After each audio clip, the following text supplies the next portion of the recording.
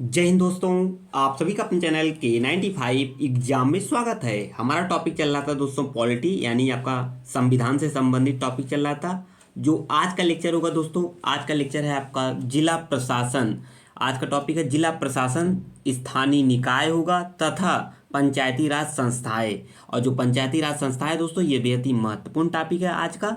And topic दोस्तों आज का होगा आठवां, या कह सकते हैं दोस्तों क्लास लेक्चर आठवां होगा। इससे यानी पिछली वाली जो क्लास लेक्चर हैं, यानी आपका सातवां था, वो टॉपिक था आपका न्यायिक ढांचा सर्वोच्च न्यायालय एंड आपका उच्च न्यायालय।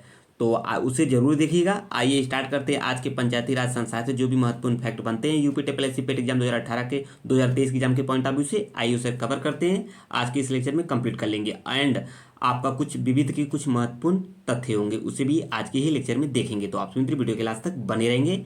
स्टार्ट करते हैं आज के लेक्चर को।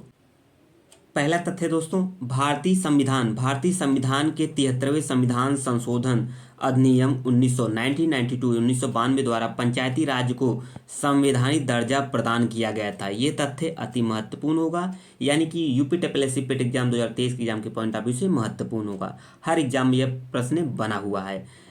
इसे आप लोग शॉर्ट नोट्स में मेंशन कर लीजिए ताकि एग्जाम टाइम आपका बेहतर रिवीजन हो सके। पंचायती राज को भारतीय संविधान के भाग 9 किस में जोड़ा गया है, तो इसे आप लोग स्टार्ट कर लें। पंचायती राज को भारतीय संविधान के भाग 9 में रखा गया है। एंड पंचायती राज त्रिस्तरीय, इसको भी आप लोग शॉर्ट नोट्स में मेंशन कर लेंगे। बेहद ही महत्वपूर्ण तथ्य होगा आज की स्लाइड का।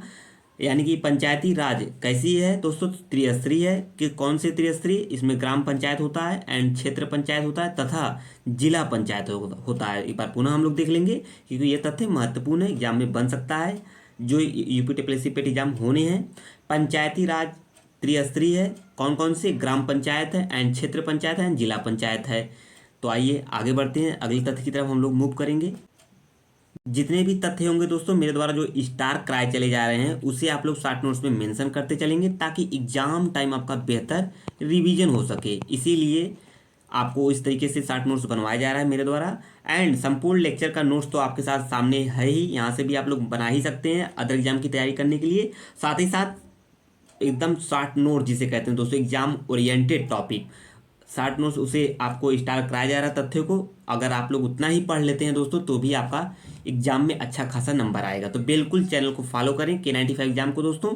जो मित्र नए हैं चैनल पर, चैनल को जरूर सब्सक्राइब कर लेंगे K95 एग्जाम को, एंड बेल आइकन को अवश्य ऑन कर देंगे ताकि नई नई वीडियो का नोटिफिकेशन आपके पास पहुंचता रहे। आज की वीडियो को ज़्यादा से ज़्यादा लाइक शेयर कर अपने मित्रों ग्रुप में कर दें ताकि सभी मित्र चैनल के माध्यम से जुड़े रहें दोस्तों। लाइक एंड शेयर करना ना भूलें, ठीक है। अपने कमेंट करके जरूर बताइए आज का लेक्चर कैसा रहा। भारतीय संविधान के 74वें संविधान संशोधन, भारतीय संविधान के 74वें संशोधन अधिनियम 1992 के द्वारा भाग 9 क को जोड़कर नगरीय स्थानीय प्रशासन को संवैधानिक दर्जा प्रदान किया। ये भी तथ्य अति महत्वपूर्ण होगा, इसे भी आप लोग नोट करके शॉर्ट नोट्स में मेंशन कर लेंगे। 2 अक्टूबर 1959 को तत्कालीन प्रधानमंत्री कौन थे उस समय के, जवाहरलाल नेहरू ने राजस्थान के नागौर, जो राजस्थान का नागौर जिला है, में पंचायती राज व्यवस्था का उद्घाटन किया था। इसे आप लोग स्टार कर लें क्योंकि यह तथ्य अति महत्वपूर्ण है, पूछा गया है। 2 अक्टूबर 1959 को तत्कालीन प्रधानमंत्री जवाहरलाल नेहरू द्वारा राजस्थान में नागौर जिले के पंचायती राज व्यवस्था का उद्घाटन किया गया था। तथ्य महत्वपूर्ण है, जो महत्वपूर्ण है दोस्तों उन्हीं को मेरे द्वारा आप लोग को अवश्य बताया। आइए आगे बढ़ते हैं अगले तथ्य की तरफ। यदि पंचायत का विघटन होता है तो 6 माह के भीतर, अगर पंचायत का दोस्तों विघटन होता है तो 6 माह के भीतर, इस तथ्य को आप लोग नोट कर लीजिए एज इट दोस्तों। यदि पंचायत का विघटन होता है, मतलब उसका विघटन होता है, तो 6 माह के भीतर ही चुनाव कराए जाते हैं, इसका आपको पता ही होगा। एंड नागालैंड राज्य में पंचायती राज व्यवस्था का अस्तित्व में नहीं है। इस तथ्य को भी आप लोग नोट कर लेंगे, नोट करके अपने शॉर्ट नोट्स में मेंशन कर लेंगे। क्यों इंपॉर्टेंट है, नागालैंड राज्य में पंचायती राज व्यवस्था अस्तित्व में नहीं है, तो वहाँ पे नहीं, ऐसी व्यवस्था नहीं है, तो इसके लिए क्वेश्चन इंपॉर्टेंट हो जाता है एग्जाम के पॉइंट ऑफ व्यू से। एंड नेक्स्ट क्या है, त्रिस्तरीय पंचायती राज व्यवस्था में सर्वोच्च स्थान पर कौन सा परिषद है, तो बेहद ही महत्वपूर्ण होगा।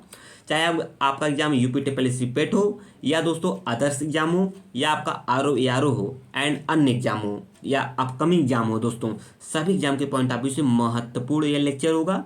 तो सभी मित्र इस चैनल से जुड़कर कॉम्पिटिटिव एग्जाम की तैयारी कर सकते हैं K95 एग्जाम के माध्यम से। तो आज के इस लेक्चर को ज़्यादा से ज़्यादा अपने मित्रों ग्रुप में शेयर कर दें, लाइक कर दें एंड कमेंट करना ना भूलें कि आज का यह वीडियो कैसा रहा। त्रिस्तरीय पंचायती राज व्यवस्था में सर्वोच्च स्थान पर आपका जिला परिषद है। कौन सा परिषद है? जिला परिषद है। इस चीज को समझते हुए आगे बढ़ेंगे। एंड अगला है पंचायती राज स्वशासन की एक योजना है दोस्तों। जो पंचायती राज है यह स्वशासन की एक योजना है, स्वशासन के। ठीक है, आइए हम आगे बढ़ेंगे। मुझे आशा है दोस्तों आप सभी दोस्तों को सभी चीज़ें आसानी से समझ में आ रही होंगी। ना समझ में आए दोस्तों, कोई भी आपका क्वेश्चन हो कमेंट बॉक्स में पूछ सकते हैं, उसका आंसर KN95 एग्जाम के माध्यम से जरूर दिया जाएगा। बिल्कुल आप लोग कोई सजेशन हो या आपका कोई सुझाव हो या कोई चीज़ें नई चीज़ें स्टार्ट करवाने हैं तो बिल्कुल चैनल से कमेंट में कर सकते हैं, आपका क्या कोई भी क्वेरी हो। ठीक है, तो आइए हम आगे बढ़ेंगे। पंचायती राज का उद्देश्य प्रजातंत्र का विकेंद्रीकरण है। इसका जो उद्देश्य है इसे स्टार्ट कर लेंगे, उद्देश्य बन सकता है। पंचायती राज का जो उद्देश्य है प्रजातंत्र का विकेंद्रीकरण है। कौन सा? प्रजातंत्र का विकेंद्रीकरण है। एंड नगर निगम के प्रधान को हम क्या कहते हैं? मेयर के नाम से जानते हैं। सभी दोस्तों को पता होगा, नगर निगम के प्रधान को मेयर के नाम से जानते हैं। आइए अब कुछ विविध के टॉपिक है, जैसा कि हमने पहले ही लेक्चर के स्टार्ट में ही बोल दिया था। कुछ टॉपिक को हम देखने के बाद हम विविध की कुछ महत्वपूर्ण तथ्यों को भी देखेंगे। आज की इस लेक्चर में कंप्लीट कर लेंगे, कवर कर लेंगे। तो आप सभी मित्र वीडियो के लास्ट तक बनेंगे। आज का लेक्चर है दोस्तों 8वां होगा। ठीक है, आप सभी मित्र वीडियो के लास्ट तक बने रहेंगे। मुझे आशा है आप सभी दोस्तों को सभी चीज़ें आसानी से समझ में आ रही होंगे। प्रश्नों को स्टार्ट कर दिया गया है दोस्तों। टॉपिक वाइज हिस्ट्री का इस समय चल रहा है। जल्दी दोस्तों आपके ज्योग्राफी के भी प्रश्न मिलने वाले हैं, पॉलिटी के भी मिलने वाले हैं। एंड अन्य सब्जेक्ट आपका वर्ल्ड ज्योग्राफी स्टार्ट होने वाला है एंड अर्थशास्त्र स्टार्ट होने वाले हैं। तो बिल्कुल आप लोग धैर्य बना के चैनल पर बने रहिए, अच्छे से तैयारी करते रहिए। आप लोग बेफिक्र होकर तैयारी करते रहेंगे, अच्छा खासा नंबर आएगा आपका UP पेट एग्जाम में दोस्तों। ठीक है, तो बिल्कुल आप लोग चैनल पर बने रहेंगे और कमेंट करके जरूर बताएंगे और चैनल को जरूर सब्सक्राइब कर लेंगे। भारत के नियंत्रक एवं महालेखा परीक्षक का कार्यकाल कितना होता है दोस्तों? 6 वर्ष या 65 वर्ष, मतलब दोनों में जो आपका जल्दी पहले हो जाए। लिखा है ना, जो पहले तक हो। भारत के नियंत्रक एवं महालेखा परीक्षक का कार्यकाल 6 वर्ष या 65 वर्ष की आयु में जो पहले हो तक होता है। ठीक है, स्टेज स्टार्ट कर लेंगे, प्रश्न बना हुआ है। तो आइए हम आगे बढ़ेंगे, अगले तथ्य की तरफ मूव करेंगे दोस्तों। अगला तथ्य बनेगा नियंत्रक एवं महालेखा परीक्षक की नियुक्ति कौन करता है? तो स्टेज स्टार्ट कर लेंगे, तथ्य महत्वपूर्ण है। नियंत्रक एवं महालेखा परीक्षक की नियुक्ति आपका राष्ट्रपति करता है। ठीक है, इससे पहले वाले लेक्चर में हमने देखा है इसको। नियंत्रक एवं महालेखा परीक्षक, जो नियंत्रक एवं महालेखा परीक्षक है, सार्वजनिक धन का संरक्षक होता है। जो सार्वजनिक धन है उसका संरक्षक कौन होता है? नियंत्रक एवं महालेखा परीक्षक होता है। भारत के महान्यायवादी की नियुक्ति राष्ट्रपति करता है। आप लोग कमेंट बॉक्स में बता सकते हैं दोस्तों महान्यायवादी किस आर्टिकल के अंतर्गत आता है दोस्तों। ठीक है, किस आर्टिकल के अंतर्गत आता है महान्यायवादी, किस अनुच्छेद के अंतर्गत आता है, कमेंट बॉक्स में आप लोग बताएंगे जरूर। महान्यायवादी भारत सरकार का प्रथम विधिवक्ता होता है। सभी दोस्तों को पता होगा, भारत की तरफ से वकील का काम करता है। महान्यायवादी भारत सरकार का यानी इंडियन गवर्नमेंट का प्रथम विधि अधिकारी होता है। कौन? आपका महान्यायवादी। एंड इसे आप लोग जरूर बताएंगे किस आर्टिकल में महान्यायवादी की बात कही गई है। ठीक है, इससे आपका अच्छे से तैयारी भी होती रहेगी एंड आपको अन्य मित्रों को सहायता भी मिलता रहेगा। एंड आगे आइए बढ़ते हैं। UP पेट एग्जाम 2023 के अकॉर्डिंग दोस्तों, सिलेबस के अकॉर्डिंग सभी चीज़ें तैयारी कराई जा रही हैं, चाहे आपका सभी सब्जेक्ट हो दोस्तों। वर्तमान में यानी करंट पीरियड में आपके कौन से सब्जेक्ट चल रहे हैं दोस्तों? पॉलिटी का लेक्चर चल रहा है एंड आपका ज्योग्राफी कंप्लीट हो चुका है। इंडियन ज्योग्राफी पूर्ण रूप से कंप्लीट हो चुका है। उस पर प्रश्नों के माध्यम से हम मिलने वाले हैं जल्द दोस्तों। एंड आपका अगला चल रहा है इंडियन हिस्ट्री भी समाप्त हो गई है एंड आपका मिडाइवल हिस्ट्री स्टार्ट कर दिया गया। पहला लेक्चर आज अपलोड है चैनल पर, उसे भी जाइए जरूर देख सकते हैं आप सभी मित्र। एंड जल्द दोस्तों आपका वर्ल्ड ज्योग्राफी पे लेक्चर मिलेगा एंड आपका अर्थशास्त्र भी स्टार्ट होने वाला है। तो आप लोग निश्चित होकर तैयारी करते रहेंगे।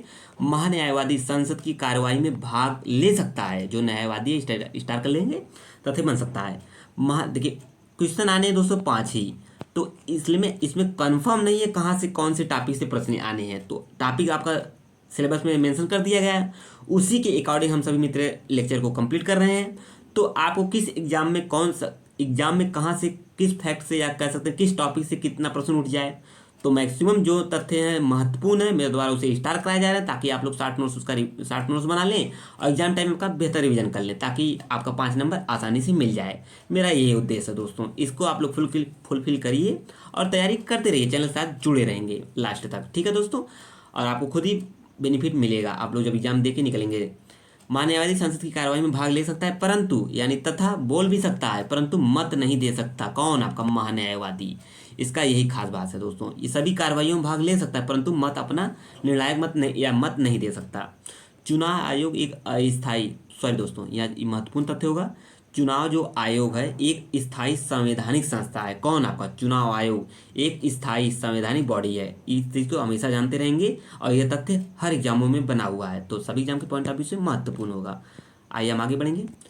भारत में राजनीतिक पार्टियों को निर्वाचन आयोग द्वारा मान्यता दी जाती है। जो सभी पार्टियां हैं दोस्तों, उसका निर्वाचन आयोग द्वारा मान्यता प्रदान की जाती है। निर्वाचन आयुक्त की सेवा शर्तों तथा कार्यकाल में परिवर्तन भारत की संसद कर सकती है। सभी दोस्तों पता होगा, इंपॉर्टेंट तथ्य होगा। जो निर्वाचन आयुक्त की सेवा शर्तों तथा कार्यकाल में परिवर्तन कौन कर सकता है? संसद कर सकती है। राज्य चुनाव आयुक्त की नियुक्ति, जो स्टेट लेवल के दोस्तों चुनाव आयुक्त होते हैं, उनकी नियुक्ति कौन करता है? तो राज्यपाल करता है। आपके आपके अन्य लेवल का तो उसका आपका दोस्तों कौन करेगा? ऊपर से राष्ट्रपति करेंगे। दोनों को कुछ चीज़ों कंपेरिजन के रूप में पढ़ते रहेंगे तो आसानी से याद हो जाएंगे। राज्य चुनाव आयुक्त की नियुक्ति कौन करता है? राज्यपाल द्वारा की जाती है। तथ्य को मेंशन कर लें अपने शॉर्ट नोट्स में ताकि एग्जाम टाइम आपका बेहतर रिवीजन हो सके। आइए अगले तथ्य की तरफ मूव करेंगे। केंद्रीय स्तर पर जो केंद्रीय स्तर सेंट्रल लेवल पे है, जैसे वहाँ राष्ट्रपति करेगा, मैंने पहले बता दिया है। केंद्रीय स्तर पर मुख्य निर्वाचन आयुक्त के अलावा 2 और निर्वाचन आयुक्त होते हैं, उसके सलाहकार के रूप में उसे 2 और होते हैं। इस चीज़ को भी समझते चलेंगे। आइए हम आगे बढ़ते हैं। वर्तमान में मान्यता प्राप्त जो राष्ट्रीय राजनीतिक दल हैं दोस्तों या पार्टियां हैं, उनका चुनाव चिन्ह क्या है, उसे भी आइए हम लोग देख लेते हैं इसी लेक्चर में, ताकि सभी चीज़ें एक ही समय कंप्लीट हो जाएं। एक तरफ दल होंगे, दूसरी तरफ उनके चुनाव चिन्ह होंगे। भारतीय जनता पार्टी सभी दोस्तों को पता होगा, कमल एंड फूल है, सभी दोस्तों को पता है। भारतीय राष्ट्रीय कांग्रेस सभी दोस्तों को पता है, हाथ का पंजा है इसका चुनाव चिन्ह। एंड आम आदमी पार्टी सभी दोस्तों को पता है, झाड़ू है। एंड बहुजन समाजवादी इनका है बहुजन समाज पार्टी, इसका हाथी है, असम को छोड़कर। किसको? असम को छोड़कर। आइए हम आगे बढ़ेंगे।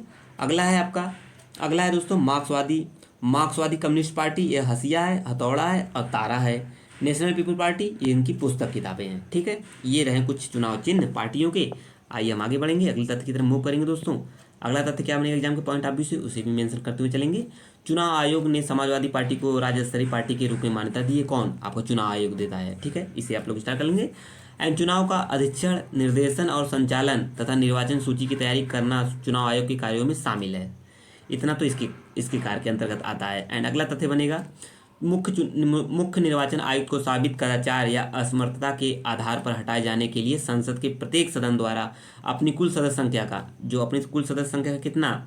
अपनी कुल सदस्य संख्या के बहुमत तथा उपस्थित और मत देने वाले सदस्यों के कम से कम 2/3 बहुमत द्वारा समर्थित समावेदन उसी सत्र के राष्ट्रपति के समक्ष रखे जाने पर राष्ट्रपति के आदेश द्वारा ही पद से हटाया जा सकता है। दोस्तों ये तथ्य महत्वपूर्ण है। महत्वपूर्ण क्यों होगा?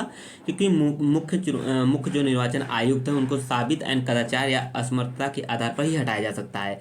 और कैसे? संसद के प्रत्येक सदन द्वारा, संसद की जो सदन की कार्रवाइयाँ होती है प्रत्येक सदन के द्वारा अपनी कुल सदस्य संख्या, उतनी जितनी कुल सदस्य संख्या है उसके बहुमत तथा जो उस समय उपस्थित हैं सदन में उपस्थित और मत देने वाले सदस्यों कम से कम 2/3 दोस्तों 2/3 बहुमत द्वारा समर्थित समावेदन उसी सत्र में राष्ट्रपति के समक्ष रखे जाने पर राष्ट्रपति के आदेश द्वारा पद से हटाया जा सकता है। इस तथ्य महत्वपूर्ण है, तो इसे आप लोग मेंशन कर लेंगे। मुझे आशा है आप लोग को समझ में आया होगा। ठीक है, एंड अगला तथ्य बनेगा दोस्तों एग्जाम के पॉइंट ऑफ व्यू से क्या बनेगा? भारत में मतदाता सूची को अद्यतन करने की जिम्मेदारी चुनाव आयोग की है। किसका? क्या करने की? अद्यतन। ठीक है, अद्यतन करने की जिम्मेदारी किसका ही है? चुनाव आयोग को ही जाता है। लोकसभा के सदस्य का निर्वाचन, लोकसभा का जो सदस्य का निर्वाचन होता है गुप्त मत द्वारा किया जाता है। सभी दोस्तों को पता होगा, इतना तो सभी दोस्तों को पता ही होगा, मुझे आशा है सभी दोस्तों को पता होगा, क्योंकि चुनाव आयोग से संबंधित जो भी चीज़ें हैं करंट पीरियड में चर्चा में, तो इसके लिए आप लोग को चीज़ें समझ में अच्छे से समझ में आ रही होंगी। जब इस पर हम प्रश्नों के माध्यम से हम मिलेंगे तो आपको आसानी से और क्लियर हो जाएगा। तो बिल्कुल आप लोग लेक्चर को दोहराते रहेंगे और चीज़ों को समझते रहेंगे। जो मेरे द्वारा तथ्यों पर स्टार कराए जा रहे हैं तथ्यों को, उसे आप लोग शॉर्ट नोट्स में मेंशन करते चलेंगे एंड एग्जाम टाइम आपका बेहतर रिवीजन हो जाएगा आसानी से। दोस्तों भारत में राष्ट्रीय चुनावों में मतदान का अधिकार सार्वभौमिक वयस्क मताधिकार सिद्धांत पर आधारित है। सभी दोस्तों को पता होगा। ईवीएम का फुल फॉर्म क्या है? सभी दोस्तों को पता है, इलेक्ट्रॉनिक वोटिंग मशीन है। ठीक है, आइए हम आगे बढ़ेंगे। एंड अगला तथ्य बनेगा जो कि महत्वपूर्ण होगा। क्यों महत्वपूर्ण होगा? आइए हम देखते हैं। सुकुमार जो सेन है भारत के प्रथम मुख्य निर्वाचन आयुक्त हैं। ऐसा कोई एग्जाम नहीं है दोस्तों जिसमें क्वेश्चन पूछा ना गया हो। आप लोग परीक्षा दे रहे होंगे तो सभी दोस्तों को पता होगा। सुकुमार सेन भारत के प्रथम मुख्य निर्वाचन आयुक्त हैं। मुझे कहने की कोई आवश्यकता नहीं, इसे आप लोग एज ए इट मेंशन कर लेंगे। वर्तमान में भारत के मुख्य निर्वाचन आयुक्त कौन है? राजीव कुमार हैं। ठीक है, वर्तमान में कौन है और पहले कौन थे, दोनों को आप लोग शॉर्ट नोट्स में मेंशन कर लेंगे। दोनों में कंपैरिजन के रूप में पड़ेगा, क्वेश्चन पूछा गया है। निर्वाचन आयुक्त का कार्यकाल कितना होता है? 6 वर्ष। अभी हमने ऊपर देखा है 65 वर्ष की आयु में जो पहले हो जाए। ठीक है, इसे भी स्टार कर लेंगे। एंड अगला तथ्य बनेगा दोस्तों, भारतीय संविधान के 91 यानी 91वें संविधान संशोधन द्वारा मंत्रियों की संख्या को नियंत्रित किया गया है। किसके द्वारा? 91 91वें संशोधन द्वारा मंत्रियों की संख्या में क्या किया गया है? नियंत्रित किया गया संख्या इनकी। आइए हम आगे बढ़ेंगे, अगले तथ्य की तरफ मूव करेंगे दोस्तों। अगला तथ्य बनेगा आपका, संविधान के 42वें संविधान संशोधन द्वारा शिक्षा को राज्य सूची से जो शिक्षा है दोस्तों, संविधान के 42वें संविधान संशोधन द्वारा शिक्षा को राज्य सूची से समवर्ती सूची में स्थानांतरित कर दिया गया है। तो इसे एज ए स्टार कर लेंगे। एग्जाम के पॉइंट ऑफ व्यू से बेहद ही महत्वपूर्ण तथ्य होगा ये। क्यों महत्वपूर्ण है? क्योंकि दोस्तों 42वें संविधान संशोधन से इसे हटाकर शिक्षा को राज्य सूची से, मतलब स्टेट लेवल की जो सूची है वहाँ से हटाकर इसे समवर्ती सूची में कर दी गई। मतलब इसमें स्टेट लेवल के एंड सेंट्रल लेवल दोनों के भागीदारी होगी। इस चीज़ को समझते हुए चलेंगे। भारत के संविधान में मौलिक कर्तव्यों को, भारत के संविधान में मौलिक कर्तव्य जो हैं को 42वें संविधान संशोधन द्वारा वर्ष 1976 में सम्मिलित किया गया। सभी दोस्तों को पता होगा, मुझे कहने की कोई आवश्यकता नहीं है इस तथ्य के बारे में। संवैधानिक 73वां संविधान संशोधन अधिनियम 1992 द्वारा 20 लाख से अधिक जनसंख्या वाले सभी राज्यों हेतु पंचायती राज की 3 स्तरीय प्रणाली हेतु प्रावधान किया गया था। किसके द्वारा? तो 73वां संविधान संशोधन द्वारा। ये भी तथ्य अति महत्वपूर्ण होगा, चाहे एग्जाम आपका कोई भी हो। ठीक है, और आज ये लेक्चर जो चल रहा है दोस्तों यूपी टीपीएससी पेट एग्जाम के पॉइंट ऑफ व्यू से प्रतिबद्ध है, और जो तथ्य इसमें छाट के और शॉर्ट नोट्स बना दिया जा रहा है तो आप लोग के लिए और बेनिफिट का काम करेगा। इस चीज़ को आप लोग मेंशन करते हुए चलेंगे। आएंगे आगे 92 संविधान संशोधन अधिनियम 2003 के द्वारा 8वीं अनुसूची में बोडो, डोगरी, मैथिली, संथाली भाषा को शामिल किया गया था दोस्तों। तो इसे एज ए नोट कर लेंगे अपने शॉर्ट नोट्स में, ताकि एग्जाम टाइम आपका बेहतर रिवीजन हो सके। क्योंकि दोस्तों एग्जाम में प्रश्न पूछा गया है किस संविधान संशोधन द्वारा किस अनुसूची में भाषाओं को जोड़ा गया, तो बोडो, डोगरी, संथाली इनको 92वें संविधान संशोधन द्वारा 2003 के द्वारा 8वीं अनुसूची में जोड़ा गया है। भारत के संविधान की 10वीं अनुसूची, जो 10वीं अनुसूची है संविधान की, वो किससे संबंधित है? दल बदल विरोधी कानून के समाविष्ट है। स्टार कर लेंगे, तथ्य महत्वपूर्ण है।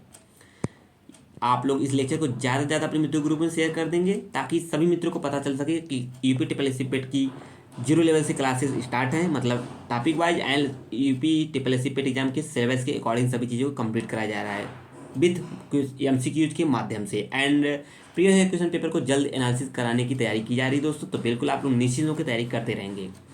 संचार राज्य सूची का विषय न होकर, जो संचार है राज्य सूची का विषय न होकर ये केंद्र सूची का विषय है। कौन? आपका संचार। ठीक है, इस तरीके के भी प्रश्न बने हुए हैं, तो केंद्र सूची का विषय है। एंड सिंचाई और कानून व्यवस्था ये कृषि राज्य सूची में के विषय में महत्वपूर्ण है। स्टार कर लेंगे, तथ्य बना हुआ है। जो सिंचाई है और कानून व्यवस्था है वह कृषि राज्य सूची के विषय हैं। संविधान की 11वीं सूची जो है अनुसूची में पंचायती राज की शक्ति का प्राधिकरण एवं जिम्मेदारियों का उल्लेख किया गया। किस सूची में? 11वीं अनुसूची में। ये भी तथ्य महत्वपूर्ण है। आएंगे आगे हम बढ़ेंगे। आप लोग कमेंट बॉक्स में जरूर बताएंगे लेक्चर दोस्तों कैसा रहा, और इस तरीके के लेक्चर कंप्लीट कराते चले जा रहे हैं हम सभी मित्र, और आप लोग को समझ में आ रहा होगा, मुझे पूरा आशा है। खदानों और तेल क्षेत्रों में श्रम और सुरक्षा के नियम 7वीं अनुसूची के संघ सूची के अंतर्गत आते हैं। कौन? आपको खदानों और तेल क्षेत्रों के श्रम और सुरक्षा के जो नियम है 7वीं अनुसूची के संघ सूची के अंतर्गत आते हैं। लास्ट फैक्ट होगा दोस्तों आज की 8वीं टॉपिक का, पॉलिटी का लास्ट फैक्ट है। नागरिकता एंड बैंकिंग, डाक और तार संविधान की 7वीं अनुसूची के अंतर्गत तहत संघ सूची के विषय के हैं। कौन? आपके नागरिकता एंड बैंकिंग, डाक और तार संविधान की 7वीं अनुसूची के तहत संघ सूची के विषय हैं। जबकि जो जंगल है यानी वन, ये समवर्ती सूची में है। इसे स्टार कर लेंगे। ये वाला जंगल वाला पूछा गया है। जंगल आपका समवर्ती सूची, मतलब state level and central level दोनों का इसमें सहभागी होगी। एंड आपका नागरिकता एंड बैंकिंग, डाक और तार ये हैं दोस्तों आपके संघ सूची के। अब बताएंगे दोस्तों लेक्चर कैसा रहा, आप लोग को समझ में पूरा आया होगा।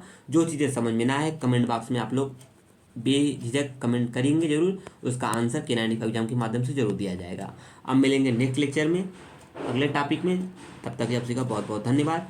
जो मित्र वीडियो देख रहे हैं या जो नए हैं बिल्कुल चैनल को सब्सक्राइब कर लेंगे K95 एग्जाम को दोस्तों। जय हिंद, जय भारत। थैंक यू दोस्तों।